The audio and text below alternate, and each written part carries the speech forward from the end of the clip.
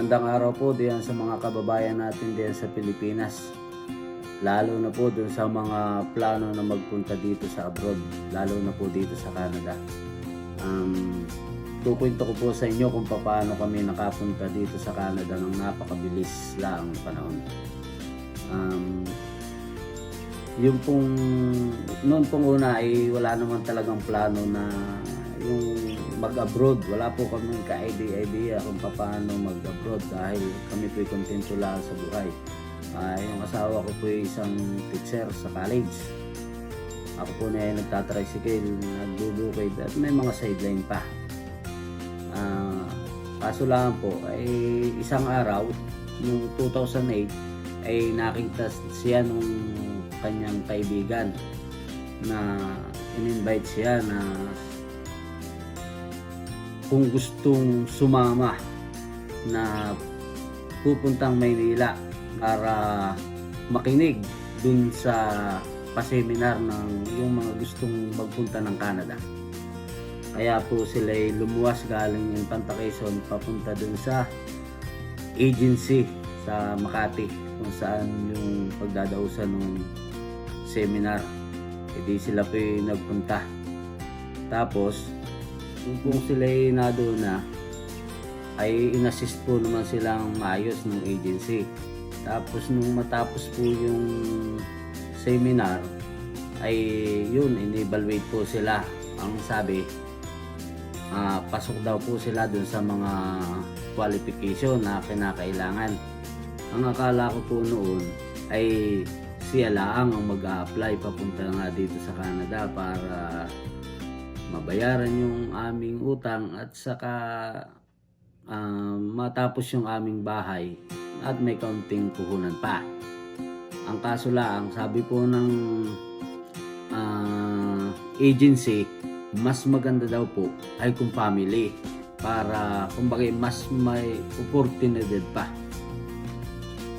At sinabi din po ng agency na mas maganda ay pamilya at maganda yung opportunity sa mga bata, mga benefits, libre sa pag-aaral, sa doktor at kung ano-ano pa. Kaya po pinag-isipan iyon ng aking asawa. Kaya po nung si umuwi na dun sa Infanta, yun, pinaliwanag niya sa akin dahil ang usapan po lang namin ay siya lang abroad dahil tayo po may ayos na ang buhay dun sa Infanta. At yung kontento lang na ganayon ang kuha namin, hindi mabayaran niya yung utang at may kaunting puhunan at ayos na. Dahil nga po ang sabi ng asawa ko ay 5 hanggang 8 taon yung pag-apply bago ma-approve. At kung ma-approve ang kami, eh di ayos. Kung hindi, wala namang mawawala. May kaunti lang gastos. Kaya po umuuna rin lang ako sa kanya. Lumuwas na naman sila para pumirma dun sa agency na itutuloy na nga nila yung kanilang pag-apply. Ang kaso, ay nagbago po ng isip yung kaibigan ng aking asawa na yung pong nag-invite sa kanya na para makapagpunta dito sa Canada, mag-seminar, ganito, ay siya na po yung nagbago ng isip. Kaya po, yun na lang, asawa ko ang nag-apply. Kaya nga po nung November 2008, mga katapusan, umerma na po yung aking asawa para nga po dito sa pag-apply dito sa Canada. At nung pong January, nakatanggap po ng tawag yung aking asawa dahil siya po yung principal applicant na may pagbabago sa agency na pwede lang i-process ang papel ng 3 to 6 months. Yun daw pong pagbabago ay yun daw pong mag-a-apply yung aking asawa ng sa skilled worker na ipaprocess lang ng 3 to 6 months. Kaya po yun po yung aming in-applyan. Sinabi ng agency na kailangang ipasa lahat ng mga requirements bago magkatapusan ng Mayo at nang ma-process na lahat ng papel. Kaya po sa yung February to Mayo ay yun, busy na po kami pag-aasikaso ng papel. Ito po yung mga dokumento na pinakamahalaga na kinakailangan nating ihanda.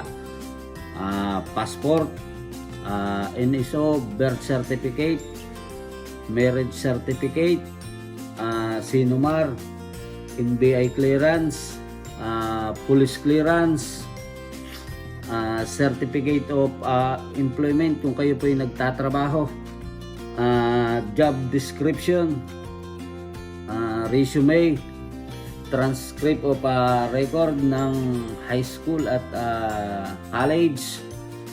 Kung may negosyo po kayo ay yun po yung pinakamahalaga dahil isa pong kadagdagang points, business permit. Saka po yung mga halimbawa po yung mga ari-arian ninyo kung kayo may lupa, may bahay o kung ano-ano pa tulad ng halimbawa yun namang mga kagamitan na basta inyo pong pag-aari ay pwede ninyo pong isama na kadagdagang points din iyon. Yung pong bank certificate, tapos po yung International English Language Test, para po lang naman yun dun sa principal applicants, kaya po yung asawa ko na lang mag IELTS. Saka po yung sa application fee. At pagdating po naman dun sa naipasa na po ninyo yun, bahala na po dun ang agency. Basta yun, pagkuhan po, papapermahin na lang kayo diyan at sila na yung mag-aayos ng inyong papel. Asawa po naman ng Diyos ay naipasa namin ang kalahatian ng Mayo lahat ng papel. Kahit may nung kaunting bagal diyan sa atin, ay amin pong naipasa. Pero kami po na may dire-diretso lang naman yung buhay. Diretso lang trabaho para lang wala, basta pinasa lang namin. Kaya po nung mga kalahatian po ng June, tinawagan po na naman yung aking asawa tungkol sa pagpapamedikal. Buong pamilya daw po kami. Kami po'y medyo wala ng pera. Di ako po'y nagsabi dun sa aking tatay na baka pwedeng kami makahiram ng pera. Wala din po naman pera. Sabi naman sa akin, sige, magsakay ka ng 50 palay diyan. Kunin mo dun sa bodega at dalhin mo ng NFA kung kinakailangan na ninyo talaga ng pera. Kaya po malaki ang pasasalamat namin doon sa aming responsableng mga magulang, nanay at tatay, na agad po na kami pinahiram ng magagastos. Kaya po yun, dinala nga namin sa NFA at yung pong napagbilhan ay aming ibinayad sa medical. At ang pagpapamedical po diyan ay kailangan ay dun laang sa ospital na approved ng Canada. Hindi po pwede yung kung saan lang. Kalahatian na naman ng July, nakatanggap na naman po ng tawag yung aking asawa na isubmit na daw po yung aming passport na pamilya. Kaya po yun, luwas na naman yung aking asawa at ipinasa na po yung aming passport. September, dumating na po yung aming visa. Kaya po kami pinapaisip, ano kayang magiging buhay namin sa Canada. Ay wala naman kami pamilya, kaya po nung mga ilang araw ay kinontak po namin dahil ako po may kaklase kaibigan dito sa Canada na kami na-approve na dito sa Canada, ay baka pwedeng kami tulungan na kahit na kami, halimbawa kung kami pagdating dito ay ihanap kami ng matutuluyang bahay na pansamantala o na aming mauupahan talaga. Sumunod na naming problema ay di po yung pamasahe, tapos ay yung sa landing fee. Kaya po yun, kaming buong pamilya ay tulong-tulong. Kaya po lahat ng kapatid ko ay inutangan ko na Tapos ay yung kapatid ko, alam makilalang mauutangan, nanghiram na rin. Para po baon nga namin dito sa Canada. At dahil nga po malaking pera yung aming gagastusin, at tapos ay hindi pa namin alam yung buhay nga dito sa Canada, ay mahirap ipagsapalaran na kasama pa namin yung aming mga anak. Kaya po napagdesisyon na namin na kaming mag-asawa na lang ang pumunta na muna dito sa Canada.